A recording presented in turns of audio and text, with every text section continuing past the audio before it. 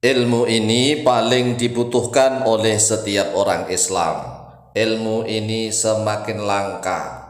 Oleh sebab itulah, mari simak penjelasan tentang ilmu yang paling dibutuhkan oleh setiap orang Islam, yaitu ilmu tentang keadilan. Bagaimana manusia itu menjadi orang yang adil kepada dirinya sendiri. Karena ternyata di akhir zaman ini banyak orang yang berbuat dolim kepada dirinya sendiri, tidak mampu berbuat adil kepada dirinya sendiri. Nah, kalau manusia sudah tidak mampu berbuat adil kepada dirinya sendiri, maka dia akan sulit berbuat adil kepada orang lain. Inilah satu hal yang paling sulit dilakukan oleh manusia di akhir zaman. Salah satu hal yang paling sulit dilakukan oleh manusia di akhir zaman adalah berbuat adil kepada dirinya sendiri. Karena jika manusia tidak mampu berbuat adil pada dirinya sendiri, maka sangat sulit berbuat adil kepada orang lain. Arti kata adil adalah menempatkan segala sesuatu sesuai pada tempatnya. Wad'u syai'i fi mahallihi, wad'u syai'i fi mahallihi atau wad'u syai'i fi mawdi'ihi. Nah, lawan kata adil adalah zalim. Jika manusia tidak mampu berbuat adil kepada dirinya sendiri, berarti dia telah mendolimi kepada dirinya sendiri. Lalu apa sih buktinya manusia di akhir zaman banyak yang tidak adil, berbuat zalim kepada dirinya sendiri? Nah, kita bisa lihat nih, cara mengatur waktu saja sudah acak-adut. Manusia di akhir zaman, terutama umat Islam di Indonesia, waktunya ini seolah-olah habis untuk main-main saja. Apalagi zaman kecanggihan HP, ya ini HP ini di mana-mana HP. HP setiap saat HP, main HP. Ini kan gak adil. Karena manusia itu memiliki raga, sukma nyawa.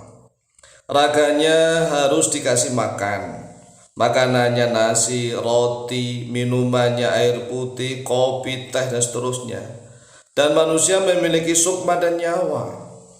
Nah, sukma dan nyawanya nggak pernah disirami, nggak pernah dikasih makan. Ini namanya dolim.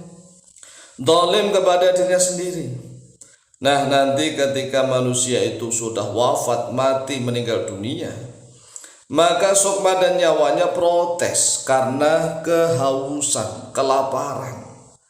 Nah, kalau sudah terlanjur mati, sukma dan nyawanya kehausan, kelaparan, maka manusia itu zalim.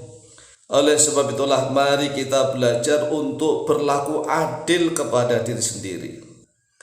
Kita harus menyayangi sukma nyawa kita, tidak hanya menyayangi raga saja. Raganya dimandikan setiap hari 3 kali, mandi pagi, siang, sore, atau minimal mandinya 2 kali lah, pagi dan sore. Kemudian raganya setiap hari dikasih makan dan minuman, ada sarapan, ada makan siang, ada makan malam, itu raganya. Minumnya setiap saat, tetapi mengapa sukma dan nyawanya tidak dikasih makanan, asupan makanan dan minuman setiap saat? Sedangkan sukma dan nyawa itu kalau nggak pernah dikasih siraman rohani, nggak pernah dikasih ilmu agama, maka akan semakin kasar. Jadi manusia itu kalau yang sukmanya tidak pernah diberikan asupan makanan, nggak pernah disirami, maka sukmanya itu akan kasar, kaku, keras. Dikasih nasihat tidak mau. Tetapi nanti ketika sudah nyawa lepas dari raga, tatkala manusia itu mati, maka sukma dan nyawanya baru teriak-teriak menangis. Ini kan dolim.